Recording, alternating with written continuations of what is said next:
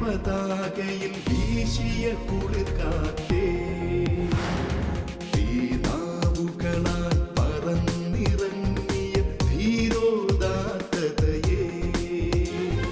വരണേ തിരുസഭയിൽ ഇനിയും തീവിതറാ പുതിയൊരു അഭിഷേകം തരണേ പ്രേഷിതരിൽ. ആദിയുഷസ്സിൻ വിജയ പതാകയിൽ വീശിയ കുളിർക്കാറ്റേ, തീനാവുകളാൽ പറന്നിറങ്ങിയ ധീരോദാത്തതയേ, വരണേ തിരുസഭയിൽ ഇനിയും തീവിതറാ പുതിയൊരു അഭിഷേകം തരണേ പ്രേഷിതരിൽ. ഏകരക്ഷകനാമേശുവിനെ സധീരം പ്രഘോഷിപ്പാൻ പാവന റൂഹാ നീയരുളണമേ വീണ്ടും പെന്തക്കുസ്താ. അത്ഭുതങ്ങൾ അടയാളങ്ങൾ ഇന്നും സാക്ഷ്യം നൽകാൻ ദൈവപിതാവേ നീ പകരണമേ വീണ്ടും പെന്തക്കുസ്താ, വീണ്ടും പെന്തക്കുസ്താ. വീണ്ടും പെന്തക്കുസ്ത. ഈശോമിശിഹ ഏറെ സ്നേഹിക്കുന്നവരെ, ആഗതമാകുന്ന പന്തക്കുസ്ത തിരുനാളിൻ്റെ ആശംസകൾ ഏവർക്കും സ്നേഹപൂർവ്വം നേരുന്നു. വിശുദ്ധ യോഹന്നാൻ്റെ സുവിശേഷം 3-ാം അധ്യായം 34-ാമത്തെ തിരുവചനം, ദൈവം അളന്നല്ല ആത്മാവിനെ നൽകുന്നത്. COVID-19 എന്ന മഹാമാരി മൂലം ഈ ലോകത്തിൽ സൃഷ്ടിക്കപ്പെട്ടിട്ടുള്ള എല്ലാ പ്രതിസന്ധികളെയും അതിജീവിക്കാൻ ആവശ്യമായ ആത്മ അഭിഷേകം സ്വന്തമാക്കാൻ 2020 പന്തക്കുസ്ത തിരുനാൾ നമുക്കിടയാവട്ടെ എന്ന് സ്നേഹപൂർവ്വം പ്രാർത്ഥിക്കുകയാണ്. അളവില്ലാത്ത ആത്മ അഭിഷേകം ഈ കാലഘട്ടത്തിൽ സ്വന്തമാക്കുന്നതിനായി നമുക്ക് പ്രാർത്ഥനാപൂർവം ഒരുങ്ങാം. രാജാക്കന്മാരുടെ 1-ാമത്തെ പുസ്തകം 4-ാം അധ്യായം 29-ാമത്തെ തിരുവചനത്തിൽ സോളമനെ ദൈവം 3 കാര്യങ്ങളാൽ സമ്പന്നനാക്കുന്നതായി നമുക്ക് വായിക്കാനാവും. ദൈവം സോളമനെ അളവറ്റ ജ്ഞാനവും ഉൾക്കാഴ്ചയും കടൽ തീരം പോലെ വിശാലമായ ഹൃദയവും നൽകി അനുഗ്രഹിക്കുന്നു. സ്നേഹമുള്ളവരെ, ഈ കാലഘട്ടത്തിൻ്റെ ആത്മാഭിഷേകം നമ്മൾ സ്വന്തമാക്കുമ്പോൾ സോളമനെ പോലെ നമുക്ക് ഈ കൃപകൾ സ്വന്തമാക്കാൻ തീക്ഷ്ണതയോടെ ആഗ്രഹിക്കാം. ദൈവം സോളമന് നൽകിയ 1-ാമത്തെ അനുഗ്രഹം അളവറ്റ ജ്ഞാനമാണ്. പരിശുദ്ധാത്മാവിൻ്റെ ദാനങ്ങളിൽ 1-ാമത്തേതാണ് ജ്ഞാനം എന്ന് നമുക്ക് പരിചിതമാണല്ലോ. സുഭാഷിതങ്ങളുടെ പുസ്തകം 9-ാം അധ്യായം 1-ാമത്തെ തിരുവചനം, ജ്ഞാനം തൻ്റെ ഭവനം പണിയും 7 തൂണുകൾ നാട്ടുകയും ചെയ്തിരിക്കുന്നു. പരിശുദ്ധാത്മാവിൻ്റെ ദാനങ്ങളാൽ നമ്മുടെ ആത്മീയ ജീവിതം പടുത്തുയർത്താൻ നമുക്ക് ആഗ്രഹിക്കാം. സോളമന് ദൈവം നൽകിയ 2-ാമത്തെ അനുഗ്രഹം ഉൾക്കാഴ്ചയാണ്. ലോകത്തിൻ്റെ അനേക കാഴ്ചപ്പാടുകൾ നമ്മളെ ഇന്ന് ഭയവിഹ്വലരാക്കുന്നു. കൊറോണ വൈറസ് എന്ന മഹാമാരി മനുഷ്യഹൃദയങ്ങളെ ഇന്ന് ഭയത്തിലാഴ്ത്തുന്നു. മനുഷ്യൻ്റെ കണ്ണുകൾക്ക് കാണാനാവാത്ത ഈ മഹാമാരി എത്രയോ ജീവിതങ്ങളെ കാർന്നെടുക്കുന്നു. അതെ, നമുക്ക് വേണ്ടത് ലോകം നൽകുന്ന കാഴ്ചകളല്ല, അതിനും അപ്പുറത്തുള്ള ഉന്നതമായ ഉൾക്കാഴ്ചകളാണ്. ദൈവം സോളമനെ അനുഗ്രഹിച്ചത് വിശാലമായ ഹൃദയം നൽകിയാണ്. അതെ, ഇന്ന് മനുഷ്യനിലേക്ക് വളരുമ്പോൾ, അവനിലേക്ക് ചുരുങ്ങുമ്പോൾ നമുക്ക് ആവശ്യമായിരിക്കുന്നത് ഒരു തുറവിയുള്ള ഹൃദയമാണ്. അവനെ കാണാൻ, അവൻ്റെ വേദനയിൽ പങ്കുചേരാൻ, അവരുടെ നൊമ്പരങ്ങളോട് പറ്റിച്ചേർന്നു നിൽക്കാൻ, അവൻ്റെ കണ്ണുനീരൊപ്പാൻ നമുക്കിടയാവണം. ദൈവം സോളമനെ അനുഗ്രഹിച്ച 3 കാര്യങ്ങളും പരിശുദ്ധാത്മാവിൻ്റെ ദാനങ്ങളും വരങ്ങളും ഫലങ്ങളുമാണെന്ന് നമുക്ക് വ്യക്തമാക്കാം. ജ്ഞാനമാകുന്ന ദാനം കൊണ്ടും ഉൾക്കാഴ്ചയാകുന്ന വരം കൊണ്ടും വിശാലമായ ഹൃദയമാകുന്ന ഫലങ്ങൾ കൊണ്ടുമാണല്ലോ ദൈവം സോളമനെ സമ്പന്നനാക്കിയത്. അതുകൊണ്ടാണ് ദിനവൃത്താന്തം 2-ാമത്തെ പുസ്തകം 7-ാം അധ്യായം 11-ാം വചനത്തിൽ നമുക്കിങ്ങനെ കാണാം. സോളമൻ ദേവാലയവും രാജകൊട്ടാരവും പണി കഴിപ്പിച്ചു. ദേവാലയത്തിലും രാജകൊട്ടാരത്തിലും വേണമെന്ന് ആഗ്രഹിച്ചതെല്ലാം സോളമൻ വിജയകരമായി പൂർത്തീകരിച്ചു. അതെ, നമ്മുടെ ആത്മീയ ജീവിതം വിജയകരമായി പൂർത്തീകരിക്കണമെങ്കിൽ, ദൈവം ഈ ഭൂമിയിൽ നമ്മെ ഏൽപ്പിച്ച ദൗത്യം അതിൻ്റെ പൂർണ്ണതയിൽ നിർവഹിക്കണമെങ്കിൽ പരിശുദ്ധാത്മാവിൻ്റെ വലിയ കൃപകൾ ആവശ്യമാണ് എന്നൊരു ബോധ്യം ഈ വചനത്തിലൂടെ നമുക്ക് സ്വന്തമാക്കാം. അതെ, നമ്മുടെ നാടിൻ്റെ നനവും മണ്ണിൻ്റെ മണവുമുള്ള വിശുദ്ധ മറിയം ത്രേസ്യയെക്കുറിച്ച് നമുക്ക് ചിന്തിക്കാം. കുടുംബങ്ങളുടെ പ്രവാചിക, കുടുംബങ്ങൾക്ക് വേണ്ടി കണ്ണീരൊഴുക്കിയവൾ, അനേക കുടുംബങ്ങൾ കയറിയിറങ്ങി ആ ഗാർഹിക സഭയാകുന്ന കുടുംബങ്ങളിൽ ക്രിസ്തുവിനെ രൂപപ്പെടുത്താൻ വേണ്ടി പണിയെടുത്ത ആ പുണ്യവതി. അതുകൊണ്ടല്ലേ ശവസംസ്കാര ശുശ്രൂഷയിൽ മെത്രാനച്ചൻ അണിയിച്ച പുഷ്പകിരീടം 55 വർഷം കഴിഞ്ഞ് ആ കല്ലറ തുറന്നിട്ടും അതിലൊന്നുപോലും വാടിയില്ല എന്ന് നമ്മൾ മനസ്സിലാക്കുന്നെങ്കിൽ അതിന് കാരണം ദൈവാത്മാവിൻ്റെ നിറവിൽ ആ പുണ്യവതി പൂർത്തിയാക്കിയ ആ പുണ്യജീവിതത്തിൻ്റെ മഹത്വമല്ലേ? രാത്രിയുടെ യാമങ്ങളിൽ കൈവെള്ളയിൽ മുട്ടുകുത്തി കുടുംബങ്ങൾക്ക് വേണ്ടി പ്രാർത്ഥിച്ച പുണ്യവതി, അരയിൽ മുള്ളുകൊണ്ടുള്ള അരഞ്ഞാണം ധരിച്ച് മുള്ളുകൊണ്ടുള്ള ചട്ട ശരീരത്തിൽ അണിഞ്ഞ് സന്തോഷപൂർവ്വം കുടുംബങ്ങളുടെ രക്ഷയ്ക്ക് വേണ്ടി പീഡനങ്ങൾ ഏറ്റെടുക്കാൻ ആ പുണ്യവതിയെ പ്രേരിപ്പിച്ചത് ഈ പരിശുദ്ധാത്മാവിൻ്റെ കൃപാവരങ്ങളല്ലേ? നമുക്ക് ഏറ്റവും പ്രിയപ്പെട്ട വിശുദ്ധ ചാവറയച്ചൻ മാമോദീസായിലൂടെ ലഭിച്ച വരപ്രസാദം ജീവിതത്തിൽ ഒരിക്കൽ പോലും നഷ്ടപ്പെടുത്തിയിട്ടില്ല എന്ന് പറയാൻ ആ പുണ്യവാനെ പ്രേരിപ്പിച്ചതും ഈ ഒരു പരിശുദ്ധാത്മാവിൻ്റെ ശക്തിയും കൃപയുമല്ലേ? അതുകൊണ്ട് ഈ പന്തക്കുസ്താ തിരുനാൾ നമ്മുടെ ജീവിതത്തെ യഥാസ്ഥാനപ്പെടുത്തണമേ എന്ന് ആഗ്രഹിക്കാനും പ്രാർത്ഥിക്കാനുമുള്ള നാളുകളാക്കി നമുക്ക് മാറ്റാം.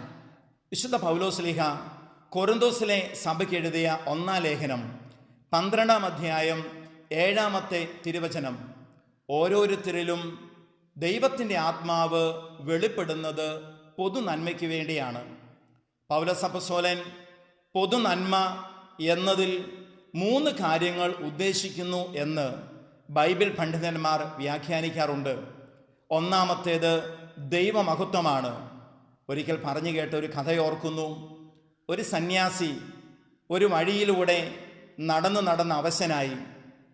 വഴി സൈഡിൽ ഒരു കല്ലിന്മേൽ തല ചായ്ച്ച് അല്പം വിശ്രമിച്ചു.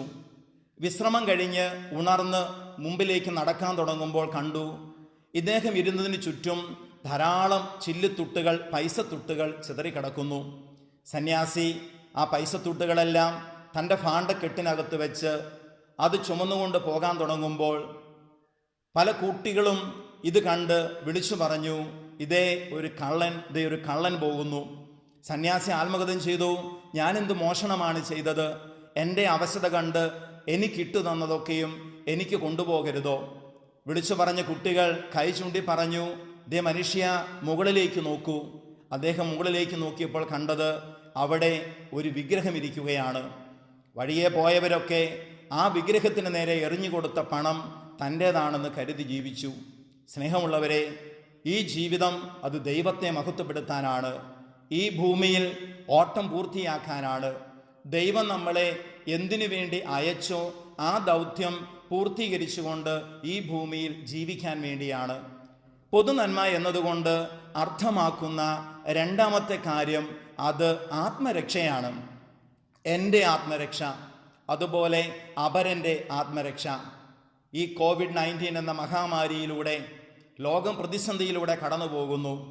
അതെ, അനേക ദേവാലയങ്ങൾ, ലക്ഷക്കണക്കിന് ദേവാലയങ്ങൾ അടഞ്ഞപ്പോൾ, കോടിക്കണക്കിന് കുടുംബങ്ങൾ ദേവാലയങ്ങളായി മാറിയത് കാണാനുള്ള കാഴ്ചപ്പാട് നമുക്കുണ്ടാവേണ്ടേ? അവസരങ്ങൾ നമുക്ക് മുമ്പിൽ വന്നെത്തുമ്പോൾ അത് എൻ്റെ ആത്മരക്ഷയ്ക്ക് ഞാൻ എത്രമാത്രം ഉപകാരപ്പെടുത്തുന്നു എന്ന് ചിന്തിക്കാൻ ഈ പന്തക്കുസ്താ തിരുനാളിൻ്റെ ഒരുക്ക ദിവസങ്ങൾ നമ്മളെ പ്രേരിപ്പിക്കണം. ഇത് എൻ്റെ ആത്മരക്ഷയിൽ മാത്രം ഒതുങ്ങേണ്ടതല്ല, അപരൻ്റെ ആത്മരക്ഷയിലേക്ക് ഇറങ്ങിച്ചെല്ലണം. എൻ്റെ ജീവിത പങ്കാളിയുടെ, എൻ്റെ കുഞ്ഞുങ്ങളുടെ, എൻ്റെ ഇടവകയുടെ, എൻ്റെ സഭയുടെ ഒക്കെ ആത്മരക്ഷ എനിക്ക് എത്രമാത്രം സാധ്യതമാക്കാൻ ഈ മഹാമാരി എന്ന ദുരന്തം നമ്മുടെ കണ്ണുകളെ തുറപ്പിച്ചു. അതിനു മാത്രം നമുക്ക് എത്രമാത്രം ഉൾക്കാഴ്ചയിലേക്ക് വളരാനായി എന്ന് ചിന്തിക്കാൻ ഇടയാവട്ടെ. മൂന്നാമത്തെ ചിന്ത, അത് ദൈവരാജ്യത്തിൻ്റെ വളർച്ചയാണ്, അത് സഭയുടെ വളർച്ചയാണ്. നമുക്കറിയാം, സഭ ചെറുതും വലുതുമായ പ്രതിസന്ധികളിലൂടെ ഇന്ന് കടന്നു പോകുമ്പോൾ ഈ പ്രതിസന്ധികളെ അതിജീവിക്കാനുള്ള ആത്മീയ കരുത്ത് പകരാൻ നമുക്ക് എത്രമാത്രം സാധിക്കുന്നു? സഭയ്ക്ക് വേണ്ടി പ്രാർത്ഥിക്കാൻ, സഭയ്ക്ക് വേണ്ടി നിലകൊള്ളാൻ, ഗാർഹിക സഭയാകുന്ന കുടുംബങ്ങൾക്ക് വേണ്ടി നിലകൊള്ളാൻ, പ്രാദേശിക സഭ എന്ന് വിളിക്കപ്പെടാവുന്ന നമ്മുടെ ഇടവകൾക്ക് വേണ്ടിയും നമ്മുടെ രൂപതയ്ക്ക് വേണ്ടിയും നമ്മുടെ സഭയ്ക്ക് വേണ്ടി നിലകൊള്ളാൻ നമുക്ക് എത്രമാത്രം സാധിക്കുന്നു? അതെ, പൊതു നന്മയ്ക്ക് വേണ്ടിയാണ് ദൈവം തൻ്റെ ആത്മാവിനെ നമുക്ക് നൽകിയിരിക്കുക. സ്നേഹമുള്ളവരെ, ഈ പന്തക്കുസ്താ തിരുനാൾ ചില ദൈവവിളികളെക്കുറിച്ച് നമ്മൾ ചിന്തിക്കുന്നത് ഉചിതമാകുമെന്ന് കരുതുന്നു. ഓരോ വ്യക്തികൾക്കും ദൈവത്തിൻ്റെ പരിശുദ്ധാത്മാവ് നൽകുന്ന അടിസ്ഥാന വിളികളുണ്ട്. അത് വിശുദ്ധിയിലേക്കുള്ള വിളിയാണ്. വിശുദ്ധിയിലേക്കാണ് നമ്മെ ദൈവം അടിസ്ഥാനപരമായി വിളിച്ചിരിക്കുക. എഫെസോസ് ലേഖനം 4-ാം അധ്യായം 12-ാമത്തെ തിരുവചനം, ഇത് വിശുദ്ധരെ പരിപൂർണരാക്കാനാണ്, ഇത് ശുശ്രൂഷയുടെ ജോലി ചെയ്യാനാണ്, ക്രിസ്തുവിൻ്റെ ശരീരത്തെ പടുത്തുയർത്താനാണ്. സോളമനെ അളവറ്റ ജ്ഞാനവും ഉൾക്കാഴ്ചയും കടൽ തീരം പോലെ വിശാലമായ ഹൃദയവും നൽകി ദൈവം വളർത്തിയതുപോലെ നമ്മയും വളർത്തുന്നു. അത് വിശുദ്ധിയുടെ പരിപൂർണതയിലേക്ക് വളരാനാണ്, അത് ശുശ്രൂഷയുടെ ജോലി ചെയ്ത് വളരാനാണ്, അത് ക്രിസ്തുവിൻ്റെ ശരീരത്തെ ഈ ലോകത്തിൽ നമ്മുടെ ദേശത്ത് പടുത്തുയർത്താൻ വേണ്ടിയാണ്. വിശുദ്ധിയിലേക്കുള്ള വിളിയാണ് അടിസ്ഥാന വിളി എന്ന് തിരിച്ചറിയുക. ഒപ്പം സ്നേഹമുള്ളവരെ, നമുക്ക് പരിശുദ്ധാത്മാവിൻ്റെ അസംഖ്യം വരങ്ങളെക്കുറിച്ച് അറിയാം. നമ്മൾ അതിനുവേണ്ടി ആഗ്രഹിക്കുന്നവരും ദാഹിക്കുന്നവരും പ്രാർത്ഥിക്കുന്നവരുമാണ്. പരിശുദ്ധാത്മാവ് ഒരു വ്യക്തിക്ക് നൽകുന്ന അടിസ്ഥാന വരം ആ വ്യക്തിയുടെ ജീവിത അന്തസ്സും ജീവിത സാഹചര്യങ്ങളുമാണ്. ഈ അടിസ്ഥാന വരങ്ങളിൽ ആഴപ്പെടാൻ ഈ ലോകത്തിൽ ഇന്നുണ്ടാകുന്ന പ്രതിസന്ധികൾ നമ്മളെ എത്രമാത്രം പ്രേരിപ്പിച്ചു എന്ന് ചിന്തിക്കണം.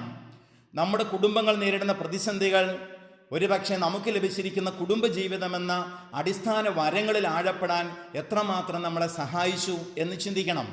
2-ാം വത്തിക്കാൻ കൗൺസിൽ തിരുസഭ എന്ന പ്രമാണരേഖയുടെ 41-ാമത്തെ ഖണ്ഡിക, ജീവിത സ്ഥിതി കർത്തവ്യങ്ങൾ എന്തു തന്നെയായാലും ദൈവ തിരുമനസ്സിന് സഹകരിച്ച് ഈ സാഹചര്യങ്ങളിൽ കൂടി തന്നെ വിശ്വാസികൾ വിശുദ്ധിയിലേക്ക് വളരണം. സ്നേഹമുള്ളവരെ, പരിശുദ്ധ പിതാവ് ഫ്രാൻസിസ് പാപ്പായുടെ ഒരു ആനുകാലിക ചിന്തയിലേക്ക് നമുക്ക് പോവാം. ആനന്ദിച്ച് ആഹ്ലാദിക്കുവിൻ എന്ന അപ്പസ്തോലിക ആഹ്വാനത്തിൻ്റെ 14-ാമത്തെ ഖണ്ഡികയിൽ ദൈവം നമുക്ക് നൽകിയിരിക്കുന്ന വിശുദ്ധിയിലേക്കുള്ള വിളി, അത് നമ്മുടെ ജീവിത സാഹചര്യങ്ങളിലൂടെ പൂർത്തീകരിക്കണമെന്ന് പാപ്പ നമ്മളെ ഉദ്ബോധിപ്പിക്കുന്നു. ഈ ഭാഗം നിങ്ങളുടെ ശ്രദ്ധയിലേക്ക് ഒന്ന് വായിക്കാൻ ആഗ്രഹിക്കുന്നു. പാപ്പ ഇങ്ങനെ ചോദിക്കുകയാണ്: സമർപ്പിതത്തിലേക്ക് നിങ്ങൾ വിളിക്കപ്പെട്ടിട്ടുണ്ടോ? ആനന്ദപൂർവ്വം നിങ്ങളുടെ പ്രതിബദ്ധത ജീവിച്ചുകൊണ്ട് വിശുദ്ധരാകുവിൻ. നിങ്ങൾ വിവാഹിതരാണോ? തിരുസഭയ്ക്ക് വേണ്ടി കർത്താവ് ചെയ്തതുപോലെ നിങ്ങളുടെ ഭർത്താവിനെ അല്ലെങ്കിൽ ഭാര്യയെ സ്നേഹിക്കുകയും കരുതലുള്ളവരാവുകയും ചെയ്തുകൊണ്ട് വിശുദ്ധരാകുവിൻ. ഉപജീവനത്തിനു വേണ്ടി നിങ്ങൾ ജോലി ചെയ്യുന്നുണ്ടോ? നിങ്ങളുടെ സഹോദരീ സഹോദരന്മാർക്കുള്ള ശുശ്രൂഷയിൽ സത്യസന്ധതയോടും നൈപുണ്യത്തോടും കൂടി അധ്വാനിച്ച് വിശുദ്ധരാകുവിൻ. നിങ്ങൾ ഒരു മാതാവോ പിതാവോ വല്യമ്മയോ വല്യപ്പനോ ആണോ? യേശുവിനെ അനുഗമിക്കുന്നത് എപ്രകാരമെന്ന് കുട്ടികളെ ക്ഷമാപൂർവം പഠിപ്പിച്ചുകൊണ്ട് വിശുദ്ധരാകുവിൻ. നിങ്ങൾ ഒരു അധികാര സ്ഥാനത്താണോ? പൊതു നന്മയ്ക്ക് വേണ്ടി പ്രവർത്തിക്കുകയും വ്യക്തിപരമായ നേട്ടം ഉപേക്ഷിക്കുകയും ചെയ്തുകൊണ്ട് നിങ്ങൾ വിശുദ്ധരാകുവിൻ. അതെ, മാർപ്പാപ്പായുടെ ഈ ഒരു ചിന്ത പന്തക്കുസ്ത തിരുനാൾ ഒരുക്കമായി നമ്മൾ ധ്യാനിക്കുമ്പോൾ നമുക്കും പ്രാർത്ഥിക്കാം. പരിശുദ്ധാത്മാവേ, ഞങ്ങളെ യഥാസ്ഥാനപ്പെടുത്തണമേ. സ്നേഹമുള്ളവരെ, ഈ അടിസ്ഥാന വിളിയിലേക്ക് നമ്മൾ ഒന്ന് ആഴപ്പെട്ട് ചിന്തിക്കുമ്പോൾ 3 തലങ്ങളിലേക്ക് നമ്മുടെ ചിന്തകൾ വരണം. ഒന്ന്, കുടുംബമാകുന്ന ഗാർഹിക സഭയിലേക്കുള്ള നമ്മുടെ ജീവിതത്തിൻ്റെ ആഴപ്പെടൽ. നമുക്കറിയാം, വീടുകൾ വലുതാകുന്ന, കുടുംബങ്ങൾ ചെറുതാകുന്ന ഈ കാലഘട്ടം, ബന്ധങ്ങൾ അറ്റുപോകുന്ന കാലഘട്ടം, മക്കളുടെ ഭാഷ മാതാപിതാക്കൾക്കും മാതാപിതാക്കളുടെ ഭാഷ മക്കൾക്കും മനസ്സിലാകാത്ത കാലത്തിൽ നമ്മുടെ കുടുംബങ്ങളിൽ ഒരു പന്തക്കുസ്തയുടെ അഭിഷേകമുണ്ടാകണം. വ്യാഖ്യാനിക്കാനാകുന്ന ഭാഷകൾ, മനസ്സിലാക്കാനാകുന്ന ജീവിത ശൈലികൾ, ഇതൊക്കെ നമ്മുടെ കുടുംബങ്ങളിൽ ആഴപ്പെടാൻ നമുക്കിടയാവണം. ഈ വിളിയുടെ 2ാമത്തെ തലത്തെക്കുറിച്ച് ചിന്തിക്കുമ്പം അത് സഭയെക്കുറിച്ചും വിശിഷ്യ നമ്മുടെ ഇടവകളെക്കുറിച്ചുമൊക്കെ നമുക്ക് ചിന്തിക്കാനിടയാകണം. നമ്മുടെ ചുറ്റുപാടുകളിലേക്ക് നോക്കിയാൽ മഹാമാരിയും പലവിധ പ്രതിസന്ധികളുമൊക്കെ ഏറ്റവും അധികം നിഴലിക്കുന്നത് നമ്മുടെ അയൽവക്കങ്ങളിലല്ലേ? അതെ, ഈ പന്തക്കുസ്ത തിരുനാൾ നമുക്ക് നമ്മുടെ ഇടവകയെ ഒരു പുതു ചൈതന്യത്തിലേക്ക് കൊണ്ടുവരാൻ പ്രേരിപ്പിക്കണം. ഈ പ്രതിസന്ധികൾക്ക് അപ്പുറത്തേക്ക് ഈ ലോക്ക്ഡൗൺ കഴിഞ്ഞാൽ, സ്നേഹമുള്ളവരെ, നമ്മുടെ പ്രേക്ഷിത പ്രവർത്തനത്തിൻ്റെ ഒരു മുഖ്യധാര നമുക്ക് നമ്മുടെ ഇടവകയിൽ ചെലവഴിക്കാനാകണം. നമ്മുടെ വികാരിച്ചനോട് നമുക്ക് ചേർന്ന് നിൽക്കാനാവണം. നമ്മുടെ കുടുംബ കൂട്ടായ്മകളോട് നമുക്ക് ചേർന്ന് നിൽക്കാനാകണം. ഇടവകയിലെ ഭക്ത സംഘടനകളോട് നമുക്ക് ചേർന്ന് നിൽക്കാനാകണം.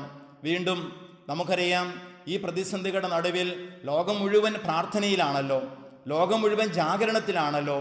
അതെ, ഈ ജാഗരണത്തിലും പ്രാർത്ഥനയിലും ഉരുത്തിരിഞ്ഞ ഒരു വിശ്വാസ ചൈതന്യത്തെ ഒന്ന് ചേർത്ത് പിടിച്ച് നമ്മുടെ ഇടവകയിൽ ഒരു കൊച്ചു പ്രാർത്ഥനാ ഗ്രൂപ്പ് രൂപപ്പെടുത്താൻ, ഒരു മധ്യസ്ഥ പ്രാർത്ഥന കൂട്ടായ്മ രൂപപ്പെടുത്താൻ, അത് എന്നും ഈ പ്രതിസന്ധിയെ അതിജീവിക്കാൻ, ഇങ്ങനെ രൂപപ്പെടുന്ന ഇതിനു പുറമെയുള്ള ധാരാളം പ്രതിസന്ധികളെ അതിജീവിക്കാൻ നമ്മുടെ ഇടവകയും കുടുംബങ്ങളെയും പ്രാപ്തമാക്കണ്ടേ?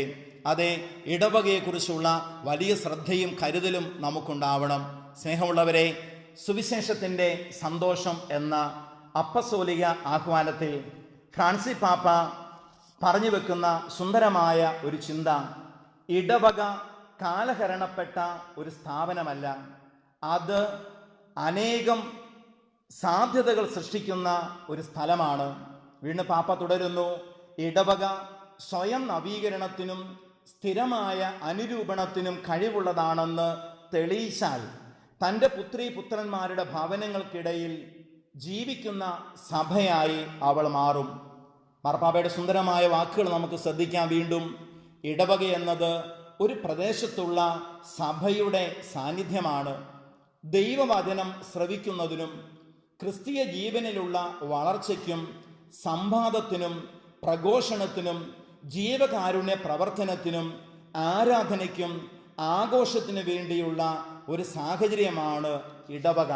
സ്നേഹമുള്ളവരെ, നമ്മുടെ ആത്മീയ ശുശ്രൂഷയുടെ ഒരു വലിയ പിള്ളത്തൊട്ടിലായി നമ്മുടെ ഇടവകകൾ രൂപപ്പെടേണ്ടത് ആവശ്യമാണ്.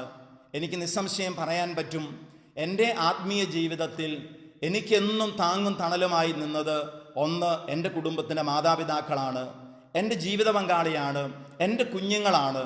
അതേ, കുടുംബത്തിൻ്റെ മടിത്തട്ടിൽ നിന്നാണ് ഈ വിശുദ്ധിയുടെ പരിശീലനവും വിശ്വാസത്തിൻ്റെ പരിശീലനവും ഞാൻ ജീവിതത്തിൽ സ്വന്തമാക്കിയത്. ഞാൻ നിസ്സംശയം പറയും, ഞാൻ വളർന്ന് പിച്ച വെച്ച് നടന്ന 2ാമത്തെ തലം അതിൻ്റെ ഇടവകയാണ്. എൻ്റെ ആത്മീയ ജീവിതത്തിൽ എൻ്റെ ഇടവകയിലെ മുൻ വികാരിച്ചന്മാരെക്കാൾ, ഇപ്പോഴുള്ള വികാരിച്ചനേക്കാൾ മറ്റൊരു ആത്മീയ ഗുരുക്കളെ ഞാൻ ജീവിതത്തിൽ കണ്ടെത്തിയിട്ടില്ല. ഞാൻ സൺഡേ സ്കൂളിൽ വിശ്വാസ പരിശീലനം നടത്തിയ അന്നു മുതൽ ഇന്നൊരു മതാധ്യാപകനെ ശുശ്രൂഷ ചെയ്യുന്ന ഇന്ന് വരെ എൻ്റെ ഇടവകയിൽ നിന്ന് എനിക്ക് കിട്ടിയ പ്രചോദനങ്ങൾ, എനിക്ക് കിട്ടിയ സഹകരണങ്ങൾ, എനിക്ക് കിട്ടിയ പ്രോത്സാഹനങ്ങൾ, കൊച്ചു കൊച്ചു നൊമ്പരങ്ങൾ, അതൊക്കെയാണ് ഇന്ന് ശുശ്രൂഷ തലത്തിൽ എനിക്ക് എന്തെങ്കിലും എവിടെയെങ്കിലും ആകാൻ സാധിച്ചത് എന്ന് ഞാൻ ഉറച്ചു വിശ്വസിക്കുന്നു. അതുകൊണ്ട് ഇടവകയിലേക്ക്, സഭയിലേക്ക് ഈ പന്തക്കുസ്ത തിരുനാൾ നമ്മളെ വിളിക്കുന്നില്ലേ? നമുക്ക് ആഗ്രഹിച്ച് പ്രാർത്ഥിക്കണം. ദൈവമേ, ഇടവകയിൽ എന്നെ യഥാസ്ഥാനപ്പെടുത്തണമേ. അഭിഷേകത്തിനോട് ചേർന്ന് നിന്ന് ഇടവകയ്ക്ക് വേണ്ടി ശുശ്രൂഷ ചെയ്യാൻ എന്നെ ശക്തിപ്പെടുത്തണമേ എന്ന് ആഗ്രഹിക്കാനും പ്രാർത്ഥിക്കാനും നമുക്കിടയാവണം.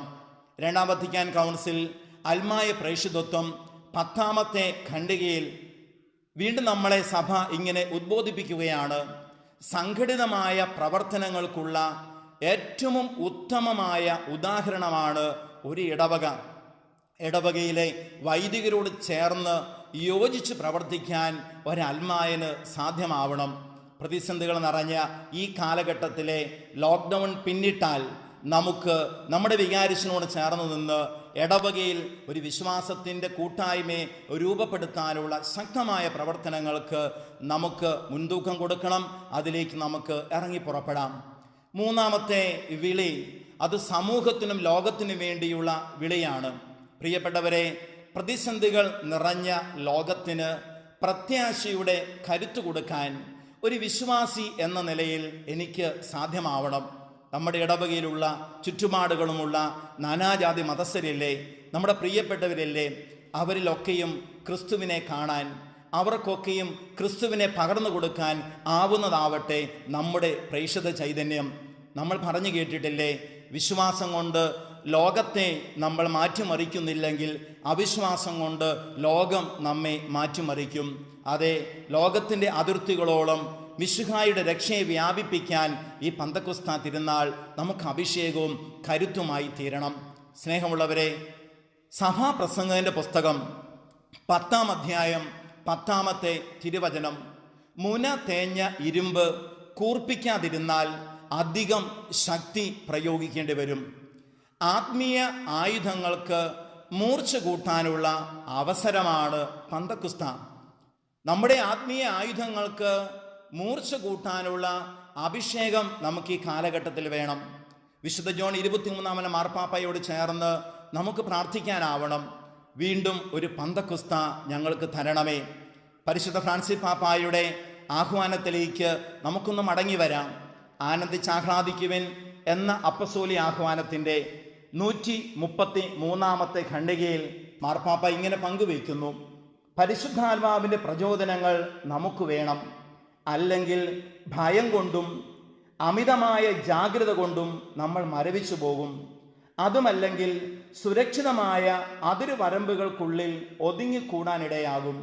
അടഞ്ഞുകിടക്കുന്ന സ്ഥലങ്ങൾ പൂപ്പൽ പിടിച്ചതും അനാരോഗ്യകരവും ആയിരിക്കും. അപ്പസ്തോലന്മാർ അപകടത്താലും ഭീഷണികളാലും അശക്തരാകാൻ ഇടയായപ്പോൾ ധൈര്യത്തിനു വേണ്ടി പ്രാർത്ഥിക്കാൻ ഒത്തുചേർന്നു.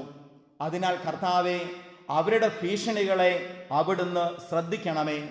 അവിടുത്തെ വചനം പൂർണ്ണ ധൈര്യത്തോടെ പ്രഘോഷിക്കാൻ ഈ ദാസരെ ശക്തരാക്കണമേ എന്ന പ്രാർത്ഥനയും പാപ്പ കൂട്ടിച്ചേർക്കുകയാണ്. സ്നേഹമുള്ളവരെ, മാർപ്പാപ്പ നൽകുന്ന ഉദ്ബോധനത്തിൽ നമുക്ക് ശ്രദ്ധിക്കാം. അടഞ്ഞുകിടക്കുന്ന സ്ഥലങ്ങൾ അനാരോഗ്യകരമാണ്. അടഞ്ഞുകിടക്കുന്ന സ്ഥലങ്ങൾ പൂപ്പൽ പിടിച്ചതാണ്. ലോക്ക്ഡൗൺ മൂലം നാളുകളോളം അടഞ്ഞുകിടന്നു നമ്മുടെ വിശ്വാസത്തിൻ്റെ പല വാതിലുകളും. അയൽവക്ക ബന്ധങ്ങൾ അടഞ്ഞുകിടന്നു. സമൂഹത്തിൻ്റെ പല ബന്ധങ്ങളും അടഞ്ഞുകിടന്നു. അതെ, അടഞ്ഞുകിടന്ന പൂപ്പൽ പിടിച്ച സ്ഥലങ്ങളെ നമുക്ക് വൃത്തിയുള്ളതാക്കി മാറ്റാൻ ആഗ്രഹിക്കാം. അതിനുവേണ്ടി പരിശ്രമിക്കാം. സ്നേഹമുള്ളവരെ, സഭാപ്രസംഗത്തിൻ്റെ പുസ്തകത്തിൽ നമ്മൾ വായിച്ചതുപോലെ നമുക്ക് മൂർച്ചയുള്ള ആയുധങ്ങൾ ഉണ്ടാവട്ടെ. മൂർച്ചയുള്ള ആയുധങ്ങൾ കൊണ്ട് നമുക്ക് ശുശ്രൂഷ ചെയ്യണം. എങ്കിലേ പ്രതിസന്ധികളെ മറികടക്കാൻ നമുക്കാകൂ. സ്നേഹമുള്ളവരെ, ഈ COVID-19 സൃഷ്ടിച്ച എല്ലാ പ്രതിസന്ധികളെയും അതിജീവിച്ച് മുമ്പോട്ട് പോകാൻ ആവശ്യമായ എല്ലാ ദൈവാനുഗ്രഹങ്ങളും എല്ലാ കൃപാവരങ്ങളും ദൈവം നമുക്കെല്ലാവർക്കും പ്രദാനം ചെയ്യട്ടെ എന്ന് ആശംസിക്കുന്നു, പ്രാർത്ഥിക്കുന്നു. സ്വർഗരാജ്യത്തിൻ്റെ സമാധാനവും ലോകത്തിൻ്റെ പ്രത്യാശയുമായ മിശിഹ ഈ പ്രതിസന്ധികൾക്കെല്ലാം അപ്പുറത്ത് നമ്മുടെ ഹൃദയങ്ങൾക്കും നമ്മുടെ കുടുംബങ്ങൾക്കും നമ്മുടെ ഇടവകയ്ക്കും നമ്മുടെ സഭയ്ക്കും വലിയ ശാന്തിയും സമാധാനവും പ്രത്യാശയും പ്രദാനം ചെയ്യട്ടെ എന്ന് സ്നേഹപൂർവ്വം ആശംസിക്കുന്നു. ഈശോ നിങ്ങളെല്ലാവരെയും സമൃദ്ധമായി അനുഗ്രഹിക്കട്ടെ. ആമേൻ.